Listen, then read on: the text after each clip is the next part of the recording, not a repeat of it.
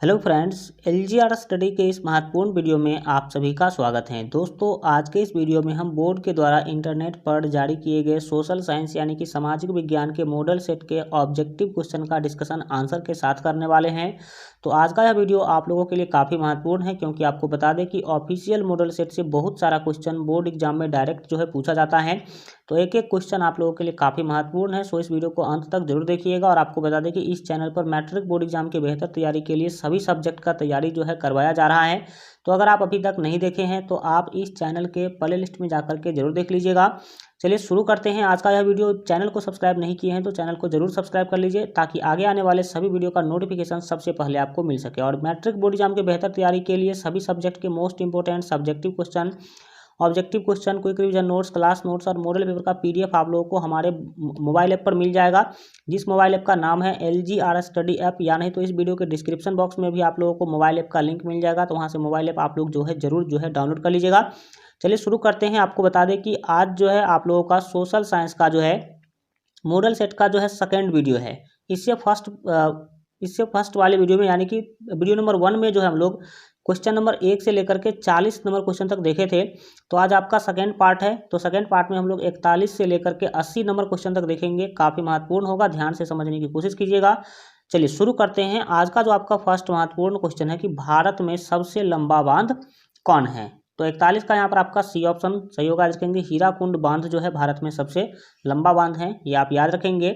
आगे बढ़ेंगे और देखेंगे यहाँ पर आपके 42 नंबर क्वेश्चन पूछा जाए कि कौन प्राथमिक ऊर्जा का उदाहरण नहीं है। तो 42 का जो यहाँ पर आपका सही आंसर होगा वो बी होगा, क्योंकि आपको बता दें कि प्राथमिक ऊर्जा का जो उदाहरण है वो विद्युत जो है नहीं है, ये आप याद रखेंगे। आगे बढ़ेंगे और देखेंगे यहाँ पर आपके 43 नंबर क्वेश्चन के द्वारा पूछा जाए कि पूर्व मध्य रेल का मुख्यालय कहाँ है। तो पूर्व मध्य रेल का मुख्यालय जो है वो आपका हाजीपुर में है। तो यहाँ पर आपका डी ऑप्शन जो है बिल्कुल सही आंसर हो जाएगा। आगे बढ़ेंगे और 44 नंबर क्वेश्चन को देखेंगे। पूछा जा रहा है कि चावल है, चावल कैसा है, क्या है। तो चावल जो है वो खरीफ फसल है। तो खरीफ फसल यहाँ पर आपका सही आंसर होगा। खरीफ फसल किसे कहते हैं, जिसको उगाने के लिए आपको पता होना चाहिए कि पानी की ज़्यादा आवश्यकता पड़ती है, उसे हम क्या बोलेंगे, खरीफ फसल बोलेंगे। और चावल को उगाने के लिए आपको पता होना चाहिए कि ज़्यादा ही पानी का जरूरत पड़ता है। 45 नंबर क्वेश्चन के द्वारा पूछा जा रहा है कि निम्न में से कौन निजी क्षेत्र की कंपनी नहीं है, यानी कि कौन प्राइवेट कंपनी नहीं है, ये आपको बताना है। तो 45 का सी ऑप्शन याद रखेंगे। सेल कंपनी जो है वो निजी क्षेत्र यानी कि प्राइवेट कंपनी नहीं है, ये आप याद रखेंगे। आगे बढ़ेंगे और देखेंगे यहाँ पर आपके 46 नंबर क्वेश्चन को लास्ट तक जरूर देखिएगा। काफ़ी महत्वपूर्ण क्वेश्चन आप लोगों का रिवीजन हो रहा है, ये आप समझ सकते हैं। ऑफिशियल मॉडल सेट तो आपके लिए काफ़ी महत्वपूर्ण होता है, तो बेस्ट से बेस्ट क्वेश्चन का आप लोग रिवीजन कर रहे हैं, ये आप समझिए। यहाँ पर 46 नंबर क्वेश्चन है कि कौन खनिज कोडरमा से संबंधित है। कौन सा खनिज जो है वो कोडरमा से संबंधित है। तो 46 का यहाँ पर आपका बी ऑप्शन सही होगा। देखेंगे अभ्रक यहाँ पर आपका सही आंसर हो जाएगा। आगे बढ़ेंगे और देखेंगे 47 नंबर क्वेश्चन को। 47 नंबर क्वेश्चन के द्वारा पूछा जा रहा है कि ऑपरेशन फ्लड का दूसरा नाम क्या है। फ्लड मतलब पता होना चाहिए आप लोगों को, बाढ़ होता है। तो ऑपरेशन फ्लड का जो संबंध है वो यहाँ पर आपको पता होना चाहिए कि श्वेत क्रांति से है। और श्वेत क्रांति का अर्थ है कि दूध के उत्पादन में क्रांतिकारी परिवर्तन, यानी कि समझ लीजिए बहुत ही ज़्यादा परिवर्तन जब होगा तो उसको हम श्वेत क्रांति कहते हैं, क्योंकि श्वेत का मतलब होता है उजला, ठीक है। और जब श्वेत क्रांति लाया गया था तो उसमें ये रखा गया था लक्ष्य कि भाई दूध को एकदम दूध का बाढ़ ला देंगे, दूध का फ्लड ला देंगे, इस टाइप का सिस्टम जो है इसमें लाया गया था। 48 नंबर क्वेश्चन देखिए। 48 नंबर क्वेश्चन के द्वारा यहाँ पर आपसे पूछा जा रहा है कि लीची के उत्पादन के लिए बिहार के कौन दो जिले प्रसिद्ध हैं। तो लीची के उत्पादन के लिए आपको पता होना चाहिए कि मुजफ्फरपुर और वैशाली बहुत ही फेमस है। तो मुजफ्फरपुर का लीची बहुत ही आपको पता होना चाहिए कि मुजफ्फरपुर का जो लीची है वो आपको विश्व विरासत में इसको भी शामिल किया गया है, तो काफ़ी महत्वपूर्ण है। डी ऑप्शन आपका सही आंसर हो जाएगा। दुनिया में फेमस है आपको, यानी कि बिहार या फिर भारत, पूरे दुनिया में मुजफ्फरपुर का लीची फेमस है। 49 नंबर क्वेश्चन है, आय तथा उपभोग का अंतर क्या होता है। आय मतलब आमदनी में से, उपभोग मतलब जब आप खर्चा को घटाएंगे तो क्या मिलता है। तो 49 का यहाँ पर जो आपका सी ऑप्शन है सही होगा। देखेंगे बचत। आय मतलब जितना आपने आमदनी किया, मान लीजिए कि आपने 500 आमदनी किया, ठीक है, और उसमें से उपभोग यानी कि मान लीजिए 300 रुपया उपभोग कर लिया आपने, मतलब 300 रुपया खर्च कर लिया, तो बचा कितना, 200 रुपया बचा। और ये 200 रुपया क्या कहलाएगा, बचत कहलाएगा। ठीक है, तो आय और उपभोग का अंतर क्या कहलाता है, बचत कहलाता है। आगे बढ़ जाएंगे और देखेंगे यहाँ पर आपके 50 नंबर क्वेश्चन को। 50 नंबर क्वेश्चन के द्वारा यहाँ पर आपसे पूछा जा रहा है कि इनमें से कौन व्यापारिक बैंक की जमा का प्रकार नहीं है, कौन जो है जमा का प्रकार नहीं है। तो सी ऑप्शन याद रखेंगे कि जो है अब अधिविकर्ष जो है वो जमा का प्रकार नहीं है, नहीं तो आपको अस्थाई जमा हो, चालू जमा हो, आवर्ती, ये सभी जमा के प्रकार हैं। आगे बढ़ जाएंगे और देखेंगे यहाँ पर आपके 51 नंबर क्वेश्चन को। 51 नंबर क्वेश्चन के द्वारा आपसे पूछा जा रहा है कि पूंजी बाजार में किस प्रकार के ऋण का लेन देन होता है। तो 51 का जो यहाँ पर आपका सही आंसर होगा वो बी होगा, देखेंगे दीर्घकालीन, यानी कि लंबे समय के लिए यहाँ पर आपको पूंजी बाजार में ऋण का लेन देन किया जाता है। आगे बढ़ेंगे 52 नंबर क्वेश्चन देखिए। 52 नंबर क्वेश्चन के द्वारा पूछा जा रहा है कि किसने कहा ग्राहक हमारी दुकान में आने वाला सबसे महत्वपूर्ण व्यक्ति है, वह हम पर निर्भर नहीं, हम उस पर निर्भर हैं। सही बात है कि ग्राहक जो है दुकानदार पर निर्भर नहीं होता है, दुकानदार ग्राहक पर निर्भर होता है। और ऐसा कहने का काम हमारे गांधी जी ने किया था, तो महात्मा गांधी यहाँ पर आपका बिल्कुल जो है सही आंसर हो जाएगा। आगे बढ़ जाएंगे और देखेंगे यहाँ पर आपके जो है 53 नंबर क्वेश्चन को। 53 नंबर क्वेश्चन के द्वारा यहाँ पर आपसे जो है पूछा जा रहा है कि इनमें से कौन गैर आर्थिक आधारभूत संरचना का घटक है। तो 53 का जो यहाँ पर आपका सही आंसर होगा वो आपका सी होगा, डेट मीन्स याद रखेंगे शिक्षा। गैर आर्थिक आधारभूत संरचना का मतलब है कि वैसा आधार जो है संरचना जहाँ से हमें आमदनी नहीं मिलती है। ठीक है, शिक्षा में हम तो खर्च करते हैं, सरकार खर्च करती है, लेकिन सरकार को शिक्षा से आमदनी 1 रुपया भी नहीं होता है, ये आप याद रखेंगे। यहाँ पर देखेंगे आपके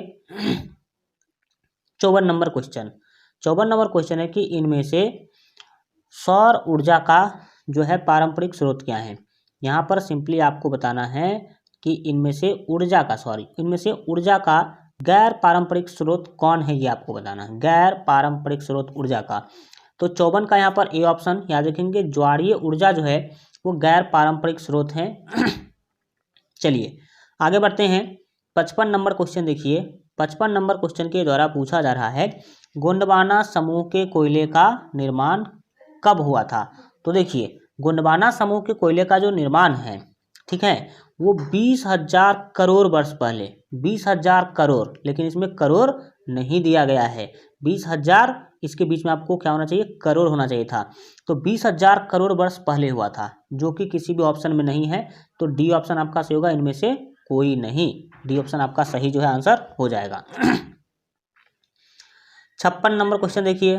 56 नंबर क्वेश्चन के द्वारा आपसे पूछा जा रहा है कि निम्न में से खरीफ की फसल कौन है।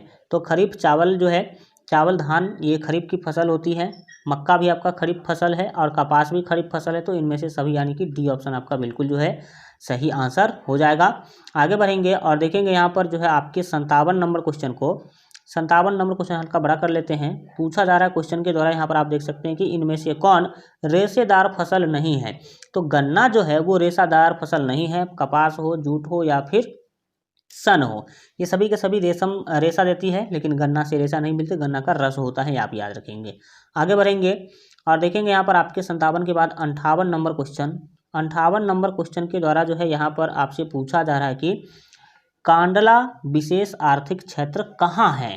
तो 58 का जो यहाँ पर आपका सही आंसर होगा वो बी होगा, देखेंगे गुजरात में। कांडला विशेष आर्थिक क्षेत्र कहाँ है, तो 58 का आपका बी ऑप्शन जो है सही आंसर हो जाएगा। आगे बढ़ जाएंगे और देखेंगे यहाँ पर जो है आपके 59 नंबर क्वेश्चन के द्वारा जो है आपसे पूछा जा रहा है कि गुटेनबर्ग का जन्म हुआ था। तो गुटेनबर्ग का जन्म कहाँ हुआ था, तो 59 का यहाँ पर आपका बी ऑप्शन से होगा, क्योंकि आपको पता होना चाहिए गुटेनबर्ग का जन्म जो है जर्मनी में हुआ था। आगे बढ़ जाएंगे और आप लास्ट तक देखते रहिए, काफ़ी महत्वपूर्ण होने वाला है। एक एक क्वेश्चन एक बार जरूर देख लीजिए, बहुत सारा क्वेश्चन यहाँ से आपको बोर्ड एग्जाम में देखने को मिलेगा। 60 नंबर क्वेश्चन है कि इंग्लैंड में जो है मुद्रण कला की शुरुआत किसने की। मुद्रण कला का शुरुआत किसके द्वारा इंग्लैंड में किया गया था। तो बी ऑप्शन याद रखेंगे, कैक्सटन यहाँ पर आपका बिल्कुल जो है सही जो है आंसर हो जाएगा। आगे बढ़ जाएंगे और देखेंगे यहाँ पर जो है आपके 61 नंबर क्वेश्चन को। ध्यान से समझिएगा। जितने भी साथी वीडियो को लाइक नहीं किए तो लाइक जरूर कर दीजिएगा। 61 नंबर क्वेश्चन को देखिए, पूछा जा रहा है 61 नंबर क्वेश्चन के द्वारा कि 1917 की पहली रूसी क्रांति किस नाम से जानी जाती है। तो 61 का यहाँ पर आपका ए ऑप्शन सही होगा, याद रखेंगे फरवरी क्रांति के नाम से जानी जाती है। आगे बढ़ जाएंगे और सभी साथी यहाँ पर देखेंगे हम लोग जो है 62 नंबर क्वेश्चन। 62 नंबर क्वेश्चन के द्वारा यहाँ पर आपसे पूछा जाए कि लाल सेना का जो है गठन किसने किया था। तो 62 का जो यहाँ पर आपका सही आंसर होगा वो आपका सी होगा। याद रखेंगे कि लाल सेना का गठन ट्रॉट्स्की के द्वारा किया गया था। किसके द्वारा? ट्रॉट्स्की यहाँ पर आपका बिल्कुल जो है सही आंसर हो जाएगा। आगे बढ़िए और आगे यहाँ पर देखेंगे आप लोग 63 नंबर क्वेश्चन। 63 नंबर क्वेश्चन के द्वारा पूछा जा रहा है कि ऑल इंडिया मुस्लिम लीग की स्थापना कब हुई। मुस्लिम लीग का स्थापना कब किया गया था। तो 63 का जो यहाँ पर आपका सही जो है आंसर हो जाएगा वो बी होगा। डेट मीन्स याद रखेंगे 1906 ईस्वी में मुस्लिम लीग का स्थापना किया गया था। ये मुसलमानों की जनरली जो है राजनीतिक पार्टी थी उस टाइम पर, ये आप याद रखेंगे। यहाँ पर देखेंगे आपके 64 नंबर क्वेश्चन। पूछा जाए कि तख्त श्री हरमंदर जी साहिब कहाँ स्थित हैं। तो यहाँ पर 64 का जो आपका सही आंसर होगा वो आपका ए होगा। याद रखेंगे पटना में स्थित है। कहाँ पर है? पटना में स्थित है। तो ए ऑप्शन आपका सही आंसर हो जाएगा। आगे बढ़ जाएंगे और देखेंगे यहाँ पर आपके 65 नंबर क्वेश्चन को। 65 नंबर क्वेश्चन के द्वारा पूछा जाए कि सिपाही विद्रोह कब हुआ था। तो सिपाही विद्रोह 1857 में हुआ था। तो यहाँ पर आपका बी ऑप्शन जो है सही आंसर हो जाएगा। आगे बढ़ जाएंगे और देखेंगे यहाँ पर आपके जो है 66 नंबर क्वेश्चन के द्वारा पूछा जाए कि श्वेत क्रांति का संबंध अर्थव्यवस्था के किस क्षेत्र से है। तो 66 का जो आपका सही आंसर होगा वो ए होगा, क्योंकि श्वेत क्रांति का जो संबंध है वो प्राथमिक क्षेत्र से है। श्वेत क्रांति का बात हम आपको बताए थे कि दूध के उत्पादन से संबंधित है। श्वेत क्रांति किससे संबंधित है? दूध के उत्पादन से संबंधित है और दूध जो है वो किसान ही करते हैं और किसान का ही ये मुख्य रूप से काम है। तो श्वेत क्रांति प्राथमिक क्षेत्र से क्या है? संबंधित है, क्योंकि प्राथमिक क्षेत्र को हम लोग कृषि क्षेत्र भी कहते हैं और कृषि क्षेत्र से कौन संबंधित है? किसान संबंधित है। 67 नंबर क्वेश्चन है कि बिहार दिवस कब मनाया जाता है। तो यहाँ पर 67 का जो आपका सही आंसर होगा वो बी होगा और बिहार के बच्चों के लिए तो ये काफ़ी महत्वपूर्ण क्वेश्चन है। बिहार दिवस यहाँ पर 22 मार्च को मनाया जाता है, ये आप याद रखेंगे। 68 नंबर क्वेश्चन देखिए, सबसे बड़े पशु मेला का आयोजन किया जाता है।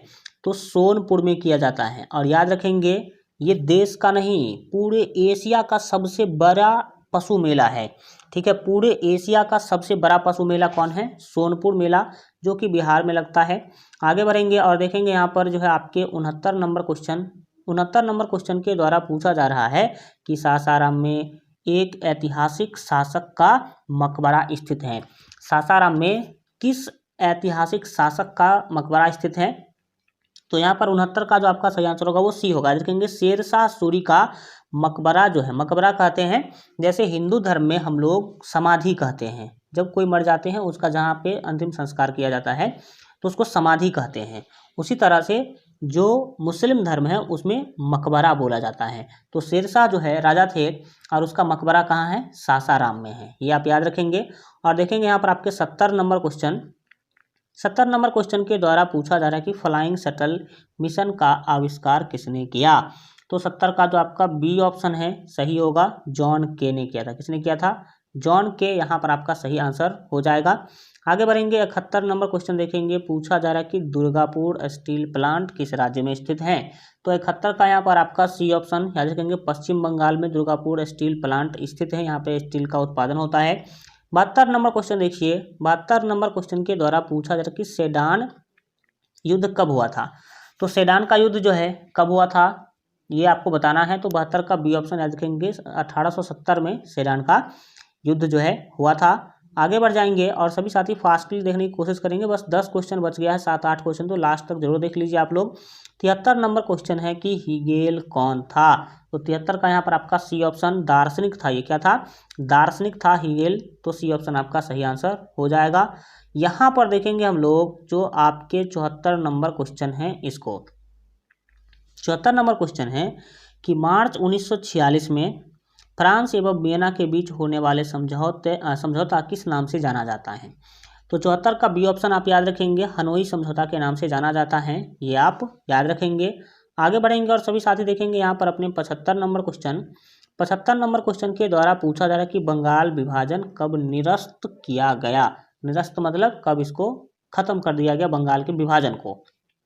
तो 75 का जो यहाँ पर आपका सही आंसर होगा वो यहाँ पर आपका बी होगा। डेट मीन्स याद रखेंगे 1911 ईस्वी में बंगाल विभाजन को खत्म कर दिया गया था, ये आप याद रखेंगे। बोला गया भाई अब बंगाल का विभाजन नहीं होगा। 76 नंबर क्वेश्चन है कि किस भूकंपीय तरंग की जो है गहनता सबसे कम होती है। तो एल तरंग की गहनता जो है वो सबसे कम होती है, तो सी ऑप्शन आपका बिल्कुल जो है सही आंसर हो जाएगा। आगे बढ़ेंगे और सभी साथी 77 नंबर क्वेश्चन देखिए। पूछा जा रहा है कि कुल जल का कितना प्रतिशत भाग महासागर में है। तो इस ऑप्शन के अनुसार जो 77 का आपका सही आंसर होगा वो डी होगा, याद रखेंगे 97%। 97% यहाँ पर आपका सही आंसर हो जाएगा। आगे बढ़ेंगे और देखेंगे यहाँ पर आपके 78 नंबर क्वेश्चन को। 78 नंबर क्वेश्चन है कि बिहार की किस नदी पर नदी घाटी परियोजना नहीं है। तो 78 का डी ऑप्शन, पुनपुन नदी पे कोई भी नदी घाटी परियोजना नहीं है। आगे बढ़ जाएंगे और देखेंगे 79 नंबर क्वेश्चन को। 79 नंबर क्वेश्चन की गेहूं फसल है, तो गेहूं रबी फसल है, तो बी ऑप्शन आपका सही होगा। रबी फसल उसको कहते हैं जिसमें पानी की मात्रा कम लगे, ठीक है। 80 नंबर क्वेश्चन देख लीजिए सभी साथी। 80 नंबर क्वेश्चन के द्वारा यहाँ पर आपसे पूछा जा रहा है कि बलवंत राय मेहता समिति का संबंध इनमें किससे है। तो 80 का जो यहाँ पर आपका सही आंसर होगा वो बी होगा। 80 का बी ऑप्शन आपका बिल्कुल सही होगा, याद रखेंगे पंचायती राज व्यवस्था से हैं, तो 80 का बी ऑप्शन आप याद रखेंगे। इस तरह से आपका ऑब्जेक्टिव पूरा 80 जो है कंप्लीट हो गया। अगर आप लोग सब्जेक्टिव क्वेश्चन का आंसर आप देखना चाहते हैं तो वीडियो के कमेंट बॉक्स में लिख दीजिए कि सर सब्जेक्टिव का भी करवा दीजिए, तो जल्द से जल्द आप लोगों को सभी सब्जेक्टिव क्वेश्चन का भी आंसर हम यहाँ पर करवा देंगे। आज के लिए इतना ही रखेंगे। आज का वीडियो कैसा लगा कमेंट के माध्यम से जरूर बताइए, और अगर आप अभी तक इस चैनल को सब्सक्राइब नहीं किए हैं तो सब्सक्राइब कर लीजिए। बगल में घंटी का निशान आएगा, उस पर क्लिक करके ऑल पर सेलेक्ट कर लीजिएगा। और बोर्ड एग्जाम की बेहतर तैयारी के लिए अगर आप अभी तक हमारे मोबाइल ऐप को डाउनलोड नहीं किए हैं तो इस वीडियो के डिस्क्रिप्शन बॉक्स में आप लोगों को मोबाइल ऐप का लिंक मिल जाएगा, तो वहां से मोबाइल ऐप आप लोग जरूर जो है डाउनलोड कर लीजिएगा। चलिए मिलते हैं अगले वीडियो में, तब तक अपना ख्याल रखिए और LGR स्टडी देखते रहिए।